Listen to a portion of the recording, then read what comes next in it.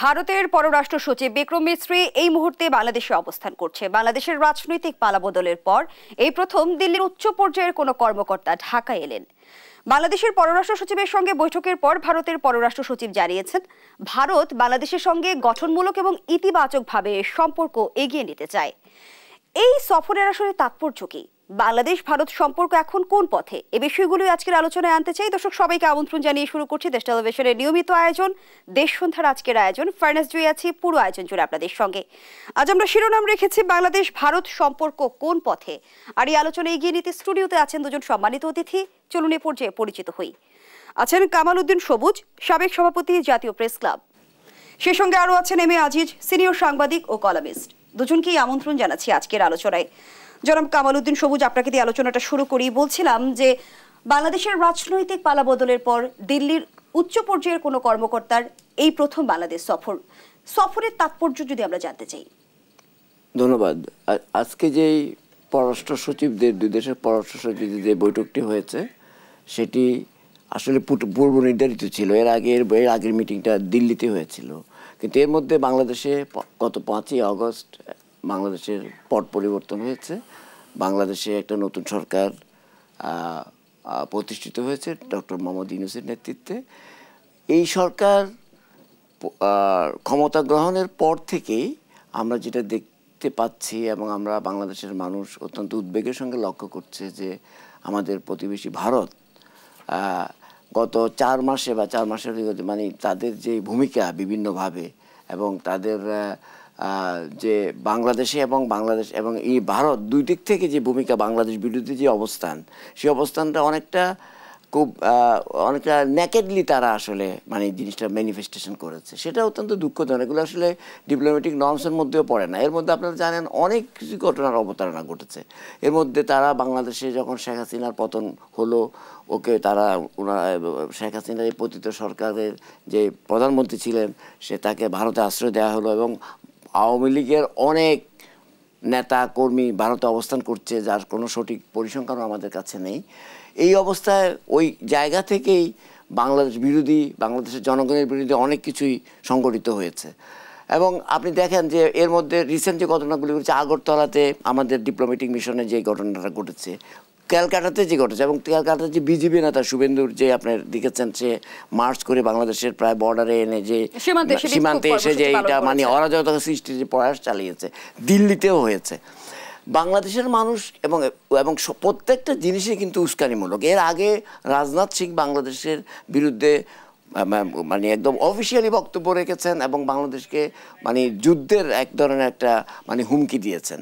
এর আগের বেশ কয়েক মাস আগে ভারতের পররাষ্ট্রমন্ত্রী জয়শঙ্কর একটি ইন্টারভিউতে, বিদেশি একটি সংবাদ ইন্টারভিউ বলেছেন যে the very existence of Bangladesh is a threat to India. এটা তো বাংলাদেশের স্বাধীনতা সার্বভৌমত্বের উপর হুমকি এবং সার্বভৌমত্বের বিরোধী একটা অবস্থান। গত 15-16 বছর আমরা যে জিনিসটা লক্ষ্য করি, যেটা আমরা বারবার বলেছি, যে ভারত যে নিজেদেরকে দাবি করে একটা গণতান্ত্রিক দেশ এবং দাবি করে যে তারা এই উপমহাদেশের তারা একটা মানে কি বলে একটা সুপার পাওয়ার হতে চায়। সুপার পাওয়ার হওয়ার জন্য যে কোয়ালিটিগুলি লাগে সেগুলোর আচরণ মনে হয় আসলে তাদের মানে অনেক লেকিং আছে বলে আমি মনে করি। আপনি দেখেন বাংলাদেশে হলো সর্বশেষ যে তারা বাংলাদেশের উপর তাদের নিয়ন্ত্রণটা হারিয়েছে। গত 16 বছর টোটালি তাদের নিয়ন্ত্রণ ছিল শেখ হাসিনার কারণে, কিন্তু বাংলাদেশের জনগণের উপর তাদের কোনো নিয়ন্ত্রণ ছিল না। এবং সেটা করতে যে তারা বাংলাদেশকে একটা এমন এক পর্যায়ে নিয়ে গিয়েছে যে অর্থনৈতিকভাবে বাংলাদেশ পঙ্গুত্ব বরণ করেছে, বাংলাদেশের রাজনীতিকে শেষ করে দেওয়া হচ্ছে, বাংলাদেশের গণতন্ত্রকে শেষ করে, এবং ওপেন ভারত এই কাজটা করেছে। এবং সম্প্রতি দেখেন বাংলাদেশকে নিয়ে গত 4 মাস মানে অবিরামভাবে ক্যালকাটা সহ বিভিন্ন ভারতের বিভিন্ন আপনার রাষ্ট্রের বিভিন্ন জায়গা থেকে প্রচার মাধ্যমগুলি মানে মিথ্যা প্রপাগান্ডায় ভরপুর বাংলাদেশ বিরোধী অবস্থা। গণমাধ্যমের প্রচারণা দেখলে মনে হয় যে আওয়ামী লীগের মুখপাত্র হয়ে কাজ করছে। শুধু আওয়ামী লীগের মুখপাত্রই না, মনে করেন বাংলাদেশের আওয়ামী লীগের ভিতর যদি কিছু কিছু বাংলাদেশের পক্ষের লোক থেকেও থাকে, সেটাকেও তারা ছাড়িয়ে গিয়ে বাংলাদেশের বিরুদ্ধে তাদের অবস্থান। আপনি দেখেন সম্প্রতি একটা জানেন যে ভারতই হচ্ছে একমাত্র দেশ সারা বিশ্বে 1 নাম্বার যে যারা মিথ্যা প্রপাগান্ডায় প্রথম হয়েছে। ভারতই একমাত্র দেশ, জার্মান ভিত্তিক এক সমীক্ষা হ্যাঁ, একটা সমীক্ষা আসছে। ভারতই একমাত্র দেশ যেটা হয়েছে যে একমাত্র একটা সাম্প্রদায়িক দেশ হিসেবে আপনার মানে প্রতিষ্ঠিত হয়েছে। সে ভারতের পররাষ্ট্রমন্ত্রী আজকে এসেছেন, খুব ভালো, বাংলাদেশ সুন্দরভাবে স্বাগত জানিয়েছে। কিন্তু সেই ডিপ্লোম্যাটিক কথা, আমরা বাংলাদেশের সঙ্গে সুসম্পর্ক করতে চাই, একটা আমরা মানে দুই দেশের সম্পর্ক উন্নয়নে কাজ করতে চাই, এগুলো তো হলো ডিপ্লোম্যাটিক কথা। কিন্তু আমরা যে দেখেছি ভারত বাংলাদেশের সম্পর্কে যে টানাপোড়েন সৃষ্টি হয়েছে, সেই টানাপোড়েনের দায় আসলে কার?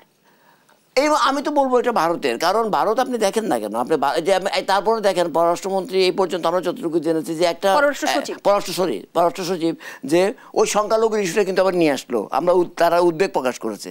বাংলাদেশে হাজারো বছরের এখানে ঐতিহ্য আছে, ইতিহাস আছে, এখানে শত বছরের ইতিহাস আছে যে বাংলাদেশের সংখ্যালঘুরা কখনোই নির্যাতিত হয়নি, বরং যারা এই উদ্বেগটা প্রকাশ করছেন এটা তো বাংলাদেশের একটা আভ্যন্তরীণ বিষয়, হস্তক্ষেপের সামিল, এটা বাংলাদেশের সম্পূর্ণ নিজস্ব ব্যাপার। তারা এই কার্ডগুলি খেলছে একের পর, বাট এই কার্ডগুলি যে ব্যর্থ হয়েছে, তারা ভারতের পররাষ্ট্র নীতি যে ব্যর্থ হয়েছে তারা সেটা স্বীকার করতে চায় না। কারণ ভারতের পররাষ্ট্র নীতির মানে মূল ড্রাইভিং ফোর্সই হচ্ছে আরএসএস এর এই ধরনের পররাষ্ট্রনীতি সর্ব জায়গায় ব্যর্থ হয়েছে। আপনি দেখেন আজকে তাদের সঙ্গে পার্শ্ববর্তী একটি দেশে তাদের সঙ্গে সম্পর্ক ভালো নেই, এটা আমি আগেও আপনার টক শোতে বিভিন্ন জায়গায় বলেছি। শ্রীলঙ্কার সঙ্গে তাদের সম্পর্ক খারাপ, পাকিস্তান এবং চীনের সঙ্গে তো নাই অনেক আগে থেকেই, তারপরে নেপালের সঙ্গে তাদের সম্পর্ক খারাপ, মালদ্বীপসের সঙ্গে খারাপ, ভুটানের সঙ্গে কতটুকু আছে না এরকম একটা। সর্বশেষ বাংলাদেশ, যেটা গত 15-16 বছরে শেখ হাসিনার কারণে সেটাকে তারা ধরে রাখতে পেরেছিল, কিন্তু বাংলাদেশের মানুষের সঙ্গে না, একটা সরকারের রাষ্ট্রপ্রধানের সঙ্গে, একটি দলের সঙ্গে। তো এটা তো সম্পর্ক না। এখন যে জিনিসটা দাঁড়িয়েছে ভারত এবং দেখেন ভারত যেই কাজটা করে, তাদের এই পর্যায়ে চলে গেছে। সম্প্রতি কয়েক মাস আগে আপনি দেখেন কানাডার মতো একটা দেশ, সেখানে খালিস্তানপন্থী একজন শিখ নেতাকে হত্যা করেছে। এবং আপনি বলছিলেন যে ভারতের সাথে সকল প্রতিবেশীর সাথে বৈরিতার এক ধরনের সম্পর্ক তৈরি হলো। এই যে ভারতের হেজিমনি আচরণ আমরা দেখি, এই কর্তৃত্ববাদী আচরণ থেকে ভারত বেরিয়ে আসতে পারবে কিনা, পরবর্তী অংশে সেই আলোচনায় ফিরতে চাই। ধন্যবাদ জানাচ্ছি এ পর্যায়ে আপনাকে। জনাব এম এ আজিজ, আপনার কাছে একই বিষয় নিয়ে আসতে চাই। রাজনৈতিক দূরত্ব কমানোর লক্ষ্যে ঢাকা এলেন ভারতের পররাষ্ট্র সচিব, এবার কি তবে সংকটের বরফ গলবে? ধন্যবাদ আপনাকে।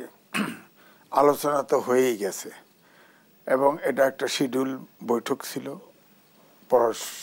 পররাষ্ট্র সচিব দুই দেশের। এবং আপনি লক্ষ্য করবেন যে আমি আগেই মিডিয়াতে দেখেছি এবারের আলোচনার অনেক কিছুই গোপন রাখা হবে, এবং আপনার মিডিয়াতে যে ব্রিফিংটা এসছে গোপন রাখা হয়েছে। কারণ হচ্ছে নতুন পরিস্থিতি, এটা শিডিউল মিটিং, নতুন পরিস্থিতি নিয়ে সচিব লেভেলে আলোচনা করে কিছু হবে না।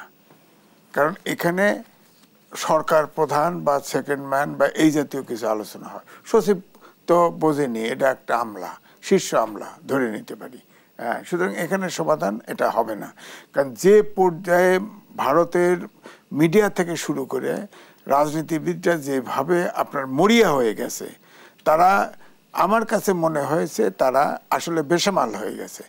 দক্ষিণ এশিয়ার একটি দেশের সাথে তাদের সম্পর্ক ভালো নাই, এবং বাংলাদেশের শুধু পতিত সরকারি প্রধানের সাথে সম্পর্ক ছিল। কারণ আগে তো আপনার আওয়ামী লীগের মন্ত্রী, নেতা, এমপিদের সাথেও কথা বলে দেখছি একান্তে, তারাও কিন্তু ভারতের এত কিছু বিলিয়ে দেওয়া পছন্দ করে নাই। অর্থাৎ পতিত সরকার প্রধান তিনি কিন্তু নিজেও বলেছেন যা কিছু দিয়েছি, যা দেওয়া তার চেয়ে বেশি দিয়ে ফেলছে। সুতরাং আমার ধারণা এই পতিত সরকার প্রধান যতদিন ভারতে থাকবে ততদিন বাংলাদেশের সাথে ভালো রিলেশন হবে না। এই মুহূর্তে কি ভারত বাংলাদেশের টানাপোড়েনের মূল কারণ হাসিনা? আমার ব্যক্তিগত অনুমান তাই, যে তারা যা কিছু প্রচার করছে যে হাসিনার পক্ষে পরিস্থিতি নিয়ে যাওয়া, কিন্তু এটা সম্ভব না। পৃথিবীর ইতিহাস বলে কোনো স্বৈরাচারের পতন বা ফেসিবাদের পতন ঘটলে সে আর পুনরায় সেই দেশে ফিরতে আসে না। এই আসাদ চলে গেছে, সে নিয়ে রাশিয়া শেল্টার দিছে, রাশিয়া এখন চেষ্টা করতেছে আসাদের ব্যাপারে কাজ করতেছে, কিন্তু এটা কোনোদিনই সম্ভব হবে না। তো শেখ হাসিনা নিজেও স্বপ্ন দেখছে, তার যে বয়স এবং সে যেভাবে পালিয়ে গেছে, এত বড় একটা সংগঠনের নেতার থেকে কর্মী সব আত্মগোপনে চলে গেছে। আর যাকে ধরে তাকেই 1000 কোটি, যাকে ধরে তাকেই 1000 কোটি, 1000 কোটির নিচে নেই। তো এই জন্যই বলছি তার পিয়নও 400 কোটি, হ্যাঁ নিজেই বলেছে। সুতরাং এর ছাড়া ধরেন গুণ খুম, এবং কোনো গণতান্ত্রিক দেশে, বিশ্বের গণতান্ত্রিক নামধারী কোনো দেশে আয়নাঘর নামে বন্দিশালা ছিল না। এই যে গুম কমিশন একটা করেছে, তারা ঢাকা এবং ঢাকার আশেপাশে 8টি গুম বন্দিশালা পেয়েছে, এবং সেখানে বিএনপি দাবি করে তাদের 700 মানুষ গুম হয়ে গেছে, এবং জাতিসংঘ বলছিল 600 নাম দাম দিয়ে। তখন কিন্তু কেউ পালায় গেছে, কেউ গুচ্ছা করে গেছে, ইত্যাদি ইত্যাদি। তখন স্বৈরাচারী সরকারের পক্ষ থেকে উত্তর দেওয়া হয়েছে। তো এই বন্দিশালাগুলো যে পাওয়া গেল, এর ভিতরে মানুষ পাওয়া গেছে খুব হার্ডলি 5 থেকে 6 জন। তাহলে আর লোক গেল কোথায়? আর লোক গেল কোথায়? 2 হচ্ছে, আপনি খেয়াল করে দেখেন, সেনাপ্রধান নিজে বলল যে 5 তারিখের পরে আপনার সেনানিবাসে 662 জন, 626 জন আপনার আশ্রয় নিয়েছে। সেই 26 জনের আওয়ামী লীগের যত সংগঠক, কাউকে তো গ্রেপ্তার হতে দেখলাম না। সব তো এখন দেখি ভারতের নিউ মার্কেটে ঘোরে, পার্কে ঘোরে, দুবাইয়ে ঘোরে। এরা গেল কি করে? এরা গেল কি করে? কে ছাড়া দিল? কিভাবে পেল? এগুলো প্রশ্ন কিন্তু আছে। তো এই জন্যে তারা চেষ্টা করতেছে, এবং ভারত যে কোনো উপায়ে হোক, তারা, আমরা ছাত্র জীবনে স্লোগান দিছি, ভারতীয় সম্প্রসারণবাদ ধ্বংস নিপাত যাক। এখন তো পৃথিবীতে সেই পরিস্থিতি নাই যে কোনো দেশ দখল করে নেওয়া। আর বিশ্বায়নের যুগে কোনো দেশকে ছোট করে ভাবাও উচিত না, কোনো দেশই ছোট না। নাহলে মালদ্বীপের কাছ থেকে বিতাড়িত হতো না ভারত। মালদ্বীপ, বাংলাদেশ অবশ্যই মালদ্বীপের চেয়ে বড়। বিশ্বের 8 নম্বর জনসংখ্যার দিক থেকে 8 নম্বর দেশ বাংলাদেশ। আমরা সাম্প্রতিক সময় যেমনটি জানতে পেরেছি, হাসিনা ভারত থেকে ভার্চুয়ালি যুক্ত হয়ে সমাবেশে বক্তব্য রেখেছে। দিল্লি আসলে হাসিনাকে ঘিরে কি পরিকল্পনা রাখছে? না, ওইটাই বলছি যে তার এই বাংলাদেশে জনগণের সাথে পিপলস টু পিপলস তাদের বন্ধুত্ব দরকার নেই। তারা সরকারের প্রধান, এটা হলো গান্ধী ডক্ট্রিন থেকে আসছে, যে পাকিস্তানকে দুর্বল করে রাখো।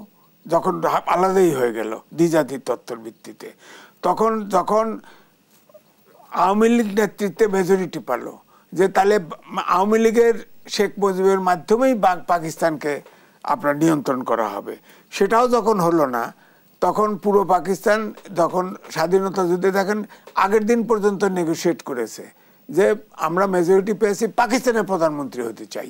যখন এটা হলো না, ভুট্টো ইহা চলে গেল, ক্র্যাকডাউন হলো, তখন কিন্তু আমাদের স্বাধীনতা যুদ্ধ আমাদের উপরে চাপিয়ে দেওয়া হলো। তাই তখন আমরাও স্বাধীনতা চেয়েছি, তারাও এই দেশকে দুর্বল করতে চেয়েছে, তাবেদার বানাতে চেয়েছে, এবং আমরা স্বাধীনতা পেয়েছি, তারা তাবেদার বানানোর চেষ্টা করেই গেছে, এবং শেষ পর্যন্ত শেখ হাসিনা কিন্তু ধরা দিয়েছে। এটা এখন নাম কেউ আসতে যে একটা স্বাধীন দেশ ছিল আওয়ামী লীগের সময়, 16টি বছরে যত চুক্তি এবং সমঝোতা করেছে সবগুলো ভারতের অনুকূলে, একটাও বাংলাদেশের স্বার্থে না। সর্বশেষ যেটা হয়েছে আমার ধারণা যে তারা 7 সিস্টার নিয়ে খুব ভাবনা চিন্তায়। আমাদের প্রধান উপদেষ্টা বলেছিল আমাদের যদি কোনো ডিস্টার্ব করে তাদেরও 7 সিস্টার কিন্তু অশান্ত হবে। 7 সিস্টার্স কিংবা আমরা যদি বলি চিকেন নেক্স, এগুলোই কি এখন ভারতের আসলে উদ্বেগের মূল কারণ? উদ্বেগের মূল কারণ। আপনার কাছে রাখছে একটা বিরতির সময় হয়েছে। দর্শক, দেশ উদ্ধার এই পর্যায়ে একটা বিরতিতে যাচ্ছি, সাথেই থাকুন।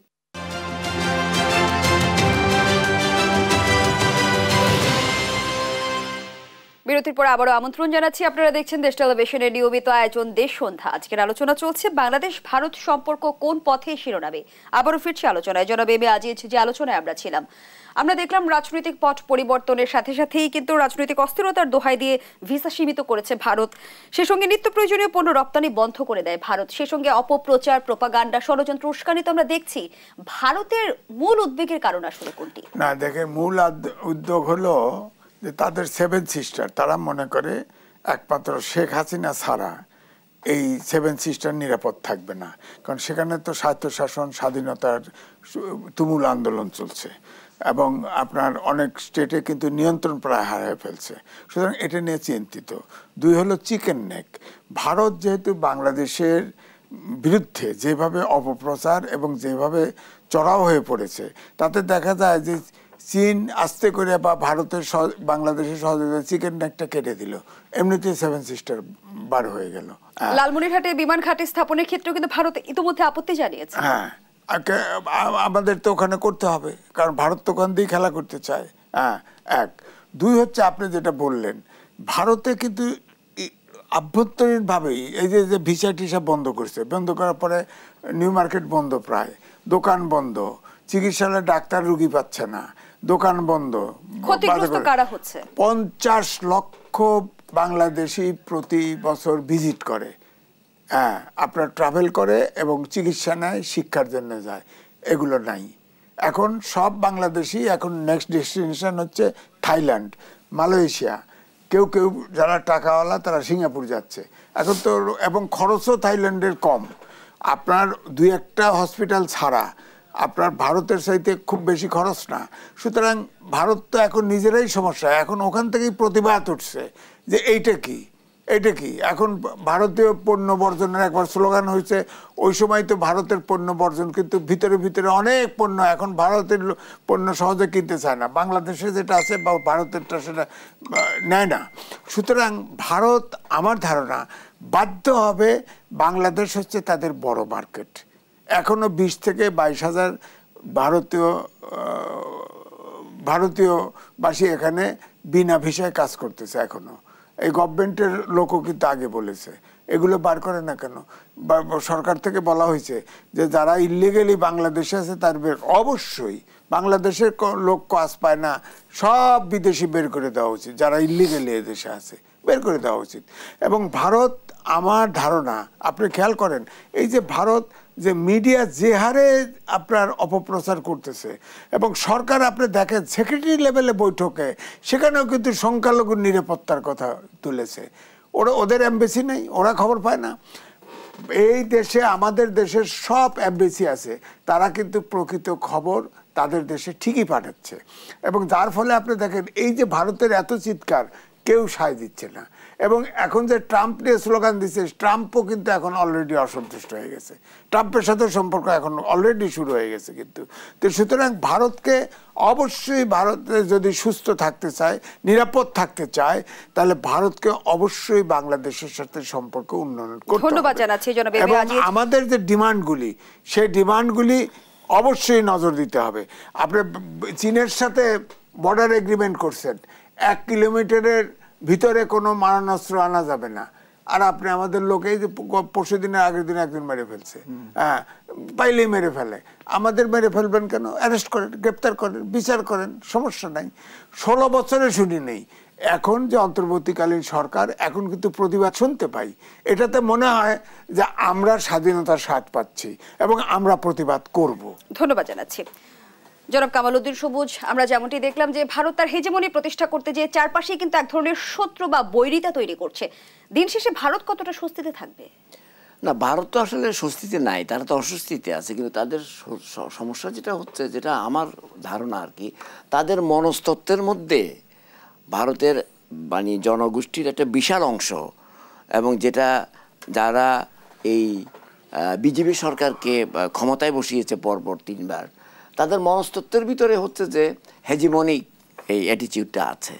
না হলে তো বিজেপিকে বারবার করবে। আবার অ্যাট দ্য সেম টাইম আপনি দেখেন কংগ্রেসকে আমরা মনে করি এবিট লিবারেল, সেটাও কিন্তু না। কিন্তু আপনি এবং আমরা শেষ পর্যন্ত পশ্চিমবঙ্গের মুখ্যমন্ত্রী মমতা ব্যানার্জিকেও মনে করতাম যে উনি মনে হয় অনেকে মানে লিবারেল এবং অনেক কিছু মানে যৌক্তিক কথা বলেন। কিন্তু দি আদার ডে উনি যে কথা বলেছেন, সেটা যে বাংলাদেশের শান্তিরক্ষী পাঠানোর ব্যাপারে, আপনি দেখেন, তাহলে আপনি যদি জিনিসগুলি একসাথ করেন, মানে অ্যাজ এ হোল তারা কিন্তু তাদের মনস্তত্ত্বের মধ্যে হিন্দুত্ববাদটাই তাদের এখানে কাজ করে। বিভিন্ন সময় তারা ভোটের জন্য, তাদের রাজনীতির জন্য তারা এগুলো ফেস, আসলে this is not the real face. কারণ সেটা আপনি দেখতে পাচ্ছেন এই সাউথ এশিয়ান রিজিয়নে তাদের একটা বন্ধুও নাই, নট এ সিঙ্গেল কান্ট্রি, সবাইকে তারা হারিয়েছে এবং কেউ তাদেরকে পছন্দ করে না। তো কাজেই, এবং ভারতের সেই অ্যাসেসমেন্ট আছে, তারপরেও তারা যখন এটা করে, তাদের মধ্যে হচ্ছে অখণ্ড ভারতের যে স্বপ্ন, সেই পুরনো যেটা আরএসএস পার্সু করে, আমার ধারণা ভারতের অন্যান্য রাজনৈতিক দলও অপ্রকাশ্যে সেটা পার্সু করে, যেটা বলা হয় যে আফগানিস্তান থেকে শুরু করে পাকিস্তান, বাংলাদেশ, এই আপনার যে মিয়ানমার, আপনার যে থাইল্যান্ড থেকে শুরু করে সে একদম একদম ইন্দোনেশিয়া পর্যন্ত, এবং আমার বাংলাদেশের মানচিত্র পর্যন্ত তাদের আপনার ইয়ের ভিতরে আছে, আপনার তাদের পার্লামেন্টে আছে। তো এই যে সব জায়গার মধ্যে তারা এই যে ফরেন পলিসি বলেন, তাদের যে নীতির কথা বলেন, সবগুলি হচ্ছে ফল্টি, এবং এগুলো হচ্ছে আপনার একটা টোটালি একটা আধিপত্যবাদী এবং আগ্রাসী কতগুলি একটা মনোভাবের বহিঃপ্রকাশ। আসলে বাংলাদেশের স্বাধীনতার পর গত 53 বছরে বাংলাদেশের সঙ্গে আমার বিবেচনায় ভারতের সম্পর্ক কখনোই ভালো ছিল না। এই জন্যই ছিল না এই যে বাংলাদেশের যে স্বাধীনতার প্রতি 3.5 বছর শেখ মুজিবুর রহমান সাহেবের যে ইয়ে ছিল, সরকার ছিল, ওই সময় শেখ মুজিবুর রহমান যে জায়গায় ভারতকে ছাড় দিয়েছে, ভারতের মতো করে চলেছে, সেই জায়গায় ভালো ছিল। এরপর পরিবর্তন পর জিয়াউর রহমান আমলে তো বাংলাদেশকে তারা নানাভাবে ডিস্টার্ব করেছেই। তারপর এরশাদ আবার ভারতের সঙ্গে একটা একদম সমঝোতার মাধ্যমে করেছে, আবার বিএনপি গভর্নমেন্ট আসে, আবার পর তাদেরকে ডিস্টার্ব করেছে। গত 15 বছর কিন্তু তারা একচ্ছত্রভাবে এই যে সুযোগটা পেয়েছে। বিষয়টি কিভাবে দেখছে যে হাসিনার নতজানু পররাষ্ট্র নীতি এখন আর কন্টিনিউ হবে না, এখন আসলে আমরা প্রতিবাদী কণ্ঠস্বরে কথা বলছি না? তারা কিন্তু আমার ধারণা তাদের তো অনেক রিসার্চ করে, তারা তো থিঙ্ক ট্যাঙ্ক আছে, তাদের এই অ্যাসেসমেন্ট আছে যে বাংলাদেশের মানুষ, তারা বলে থাকে যে বাংলাদেশের মানুষ ভারত বিরোধী। এই জায়গার মধ্যে আমার একটু আমি ডিফার করি। বাংলাদেশের মানুষ কিন্তু ভারত বিরোধী না, ভারত কিন্তু বাংলাদেশ বিরোধী। বাংলাদেশ চায়, বাংলাদেশের মানুষ চায় যে এই দেশ স্বাধীন সার্বভৌমত্বে থাকবে। এই দেশের যে ইন্টারেস্টগুলি আছে, বাংলাদেশের জনগণের যে ইন্টারেস্ট আছে, দেশের যে সেই ইন্টারেস্টগুলির পক্ষে যখন বলে, সেগুলো মনে হচ্ছে যেন ভারতের বিরুদ্ধে চলে যাচ্ছে। সেটা তো ভারত বিরোধিতা না। আপনাকে অন্যায় করা হচ্ছে, আপনার দেশের প্রতি অন্যায় করা হচ্ছে, বাংলাদেশের জনগণের প্রতি অন্যায় করা হচ্ছে। এটা যদি আমি প্রতিবাদ করি, এটা কিন্তু আপনি বিরুদ্ধে বলা হলো না, কিন্তু ভারতের বিরুদ্ধে বলো না, আমরা বাংলাদেশের স্বার্থের পক্ষে বলছি। আমি যেটা বলছি, বাংলাদেশের সঙ্গে ভারতের বর্তমান যে সম্পর্ক, কূটনৈতিক সম্পর্ক বলে, এটা একটা মোটামুটি তলানিতে এসে গেছে। যেহেতু নতুন যে সরকার প্রফেসর ইউনূসের নেতৃত্বে, তারা একটু ঘুরে দাঁড়ানোর চেষ্টা করছে, বাংলাদেশকে একটা স্বাধীন সার্বভৌম দেশ হিসেবে মানে দেখার চেষ্টা করছে। এটাকে যে জায়গায় হাসিনার সেটাকে ড্যামেজ করে দিয়ে গেছে, সেগুলি রিপেয়ার করার চেষ্টা করছে। এটা একটা ভালো উদ্যোগ। এবং দেখেন সম্প্রতি যে কাজটা করেছে, ওটা কিন্তু অত্যন্ত প্রশংসার জন্য। যেমন মনে করেন, যখন ভারত চারিদিক থেকে গত কয়েকদিন, বেশ কয়েক মাস ধরে সাংঘাতিকভাবে বাংলাদেশের উপর আগ্রাসী নীতি পরিচালনা করে, আগ্রাসী হয়ে তারা বিভিন্ন ধরনের ঘটনা বাংলাদেশে এবং ইন্ডিয়াতে ঘটালো, আমাদের হাইকমিশন পর্যন্ত অ্যাটাক হলো, তখন কিন্তু দেখেন প্রধান উপদেষ্টা সকল রাজনৈতিক দল এবং ধর্মীয় নেতাদের সঙ্গে কিন্তু পৃথক পৃথক বৈঠক করেছে, এবং সেখানে মোটা দাগে সবাই এই ব্যাপারে ঐক্যমত হয়েছে যে বাংলাদেশের স্বাধীনতা, সার্বভৌমত্ব, সাম্প্রদায়িক সম্প্রীতি বজায় রাখা এবং বাংলাদেশের স্বার্থকে সংরক্ষণের জন্য আমরা সবাই এক থাকবো। আমাদের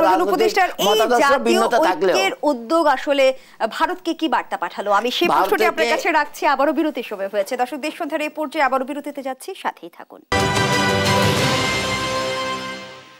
আবারও আমন্ত্রণ, আপনারা দেখছেন দেশ সন্ধ্যা। আমরা আবারও ফিরছি আলোচনায়। জনাব কামালউদ্দিন সবুজ, যে প্রশ্নটি আপনার কাছে ছিল, জাতীয় ঐক্যের উদ্যোগকে ভারত কিভাবে দেখছে?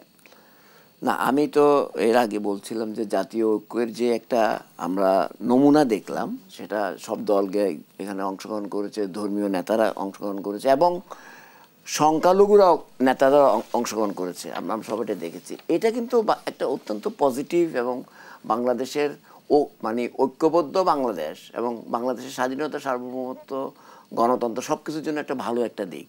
এটাকে মেনটেন করতে হবে, একটা জিনিস। সেকেন্ডলি হচ্ছে যে এই মেসেজটা ভারত পাবে যদি আমরা যারা শপথ নিয়েছে যে বাংলাদেশের স্বাধীনতা সার্বভৌমত্বের প্রশ্নে, বাংলাদেশের উন্নয়নের প্রশ্নে, বাংলাদেশের সাম্প্রদায়িক সম্প্রীতি বজায় রাখার প্রশ্নে আমরা এক এবং ঐক্যবদ্ধ, আমাদের রাজনৈতিক আদর্শের ভিন্নতা থাকা সত্ত্বেও।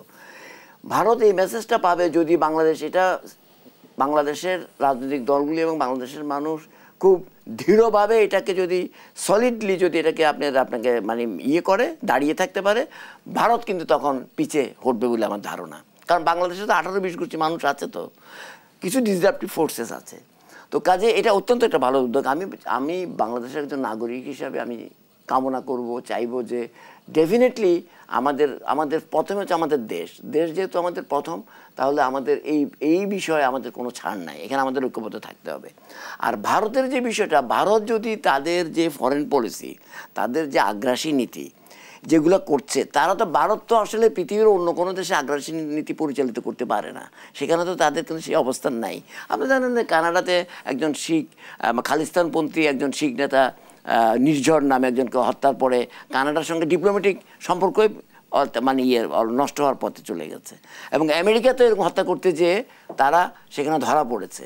তো ভারতের যে এই যে আপনার চিন্তাভাবনা, এইসব দিয়ে তো আসলে এই যুগে চলে না। এখন তো তাদেরকে এই মনস্তত্ত্ব থেকে তাদেরকে বেরিয়ে আসতে হবে। আমি জানি না সেটা ভারতের জনগণ এবং বাংলাদেশের যে বাংলাদেশকে তারা শাসন করে পারবে কিনা, কারণ তাদের ইতিহাস বলে না যে তারা এটা পারবে। আপনি দেখেন না 53 বছরে বাংলাদেশের সঙ্গে কখনোই তারা বাংলাদেশকে মনে যেন মেনে নিতে পারে। এবার আমরা দেখলাম যে এই গণঅভ্যুত্থানের এই অর্জনকে কিন্তু ভিন্ন দিকে প্রবাহিত করার একটা ধরনের চেষ্টা করা হচ্ছে। না, আমি একটু বলি যে সেটা হচ্ছে যে মনে করেন এই যে বাংলাদেশে একটা স্বাধীন রাষ্ট্র হিসাবে অভ্যুদয় ঘটলো, হ্যাঁ ভারত সাহায্য করেছে, বাংলাদেশের মানুষ স্বাধীনতা যুদ্ধে মুক্তিযুদ্ধে করেছে বাংলাদেশকে স্বাধীন করার জন্য, আর ভারতের বাংলাদেশকে স্বাধীনতা যুদ্ধে তারা সাহায্য করেছে একটা শক্তিশালী পাকিস্তানকে ভাঙার জন্য।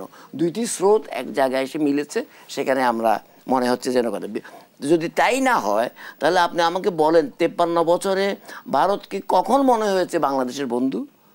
কখনো তো মনে হয় না। তাহলে তো ভারতের মনের মধ্যেই সেটা নাই, এবং 47-এর পর থেকে যদি পাকিস্তান তখনও ছিল, এরপরেও ছিল। তো কাজে আমি যেটা বলছি যে আপনি কি জানি প্রশ্নটা করলেন, যে যখন লাস্ট কি প্রশ্নটা করলেন? আমাদের গণঅভ্যুত্থানের এবার দেখলাম যে ছাত্র জনতার যে গণঅভ্যুত্থান, স্বতঃস্ফূর্ত যে গণঅভ্যুত্থান হলো, ভারতের পক্ষ থেকে কিন্তু এক ধরনের অপচেষ্টা দেখা যাচ্ছে যে আন্দোলনকে ভিন্ন দিকে প্রবাহিত করার। হ্যাঁ, এটা তো আপনার তাদের মিডিয়া এবং নানাভাবে তারা আসলে এই যে পরিবর্তন হলো এটা কোনোভাবেই মেনে নিতে পারছে না, এবং মানে নিতে তারা এক ধরনের পাগল হয়ে গেছে।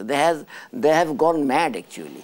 এটা কারণ তাদের এখানে একটা মানে তাদের কতগুলি অবৈধ ইন্টারেস্ট, এখানে ইন্টারেস্ট না, তাদের মানে এখান থেকে সাক করে নিয়ে যাওয়ার একটা আছে।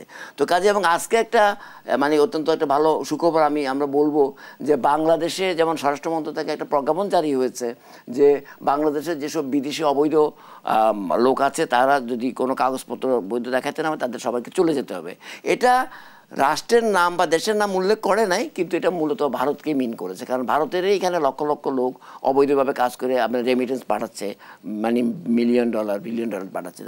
আমি যেটা বলতে চাই যে 5ই অগাস্টের পরিবর্তনের পরে ভারত খুব ভালোভাবে পরিলক্ষিত করেছে যে বাংলাদেশে এখন যেই রাজনীতির ধারা নতুন করে যে বাংলাদেশ মানে এগিয়ে যাচ্ছে, এই ধারা যদি অব্যাহত থাকে, বাংলাদেশের মানুষের যে অ্যাটিটিউড, তাহলে তো তারা তো বাংলাদেশকে নিয়ে যেই মানে মানে মানে দুষ্কর্ম করার যেই গত 16-17 বছর করেছে এবং আগেও করেছে, সেটা তো এখানে সফল হবে না। সেটা সফল হবে না দেখেই তাদের এই মাথা খারাপ হয়ে গেছে। জনাব এম এ আজিজ, বিগত সময়েও কিন্তু জাতীয় ঐক্যের সুযোগ তৈরি হয়ে শেষ পর্যন্ত আর জাতীয় ঐক্য গঠিত হয়নি। এবার জাতীয় ঐক্যের শক্তিকে আমরা কতটা কাজে লাগাতে পারবো? ধন্যবাদ। আমি তার আগে ওই আগের ইস্যুতে আমি জাস্ট পয়েন্ট ওয়াইজ দুটো কথা বলি। দেখেন, ভারতের সামনে নিজেদের যে সমস্যা তৈরি করে ফেলেছে সেই সমস্যা নিয়ে তাদের ভাবা উচিত এবং বাংলাদেশের সহযোগিতা উল্টা নেওয়া উচিত। বাংলাদেশের কিছুই করতে পারবে না বিশ্বায়নের যুগে। যেমন ধরেন ব্রিক্সে কমন কারেন্সি তারা তৈরি করতে চাচ্ছে, সেখানে চীনও আছে, ভারতও আছে। অলরেডি ট্রাম্প সাহেব ভারতের উপর ক্ষেপে গেছে, তারা কমন কারেন্সির দিকে ভারত যাচ্ছে, সেখানে আমেরিকা ছাড় দিবে না। তারা যে ট্রাম্পের সাথে বন্ধুত্ব আছে, এসব বন্ধুত্ব ফরেন পলিসিতে আমেরিকা ভারতকে কোনো ছাড় দিবে না। দ্বিতীয়ত, আমাদের দেশে 15 বছরে ফ্যাসিস্ট সরকারের সাথে কমপক্ষে 30টা থেকে 32টা চুক্তি এবং এমইউ স্বাক্ষর হয়েছে, তার ভিতরে এমইউ স্বাক্ষর 12টা হয়েছে। এর ভিতরে সবচাইতে সর্বশেষ এমইউ যেটা স্বাক্ষর হয়েছে সেটা আমি লিখেছি, বড় করে লিখেছি, সমকালে ছাপা হয়েছে, যে ট্রানজিটের নামে করিডোর দিয়েছে 7 সিস্টারে। তো করিডোর দিয়েছে, এই করিডোরটা এমইউ বাতিল করা যায়, এমইউ তো এগ্রিমেন্ট না। তাদের মাথায় বাড়ি পড়ছে যে এই শেখ হাসিনা না থাকলে এই এমইউটা হবে না, তাদের 7-6টার রিস্কে চলে যাবে। এইটা একটা কারণ। আর দ্বিতীয় কারণ হচ্ছে যে ইসকন নিয়ে যে তাদের যে মুখপাত্র দাসকে গ্রেপ্তার করা হয়েছে বিচারের কাঠগড়ায়, ইসকন হলো আরএসএস হচ্ছে এদের উপদেষ্টা। সারা বিশ্বে হিন্দুদের আপনার সংখ্যা বাড়ানোর জন্য ইসকন কাজ করে, এবং ইসকন কিন্তু এমনকি হিন্দু যে দলিত তাদেরও বিপক্ষে। বাংলাদেশে প্রায় সবগুলো মন্দির তারা দখল করে নিয়েছে। 80টা দেশে 850টা মন্দির তাদের আছে এই ধর্ম প্রচারের জন্য, এবং তারা উগ্রবাদী।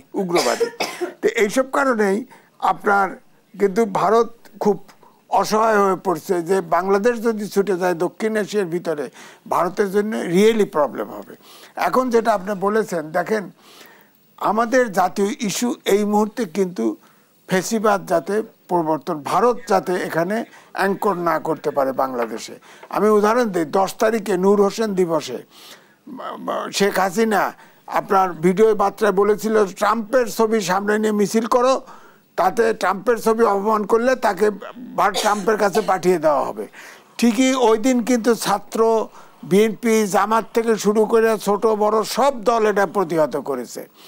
এবারে যে ডক্টর ইউনূসের সাথে যে কথা বলেছে সবগুলো পার্টি বলেছে আমরা ন্যাশনাল এই ইস্যুতে আমরা সবাই একমত। কিন্তু আমি যেটা আগাগোড়ার থেকে বলেছি যে না, ভারতের পার্লামেন্টে পর্যন্ত ইস্যু হয়েছে। শেখ হাসিনা পার্লামেন্টারি পার্টি বোর্ডে অর্থাৎ কংগ্রেস মিলে বসে সিদ্ধান্ত নিয়ে তাকে শেল্টার দিয়েছে। সেখানে আমি বলবো যে পাবলিকলি ভারত যেখানে বাংলাদেশের বিরুদ্ধে নেমেছে, সেখানে আজকে প্রধান উপদেষ্টা শহীদ মিনার বা ওপেন প্লেসে সব দল, ছাত্র সবাইকে নিয়ে মিটিং করে এটা ডেমনস্ট্রেট করা উচিত যে আমরা এক আছি। এই দরজার ভিতরে, রুমের ভিতরে, এসি রুমে বসে ঐক্য জানান দিলে হবে না ভারতকে। ভারত কারণ এক্সট্রিম হিন্দুত্ববাদী একটা রাষ্ট্র হয়ে গেছে। আগে বলতাম যে ভারত একটা বড় গণতান্ত্রিক দেশ, অর্থাৎ বড় দেশ, 130 কোটি জনগণ, অর্থ বড়, দেশ বড়। কিন্তু এখন তারা দেখেন কংগ্রেস সহ সব কিছু এক্সট্রিম হিন্দুত্ববাদী। মমতা যেটা বলেছে যে জাতিসংঘের শান্তিরক্ষী বাংলাদেশে দেওয়া উচিত, তার ভিন্ন ইস্যু আমার ধারণা। ধরেন প্রায় 20 থেকে 25% মুসলমান আছে, এটা তার ভোট ব্যাংক, কিন্তু হিন্দুদের ভোট সে নিতে পারে না। হিন্দুদের ভোট কিছু নেয়, নিয়ে পাশ করে। তো সে ভাবছে যে আমি যদি বাংলাদেশের বিপক্ষে স্ট্যান্ড নেই তাহলে বোধহয় হিন্দুর একটা অংশ পাবো। অভ্যন্তরীণ রাজনীতির হিসেব নিকেশ রয়েছে। ধন্যবাদ জানাচ্ছি জনাব এম এ আজিজ। আমরা আমাদের আয়োজনের একেবারেই শেষ পর্যায়ে ধন্যবাদ জানাচ্ছি কামালউদ্দিন সবুজ আপনাকেও। দর্শক, এখানেই শেষ করছি দেশ সন্ধ্যার আজকের আয়োজন। ধন্যবাদ এতক্ষণ আমাদের সাথে থাকার জন্য।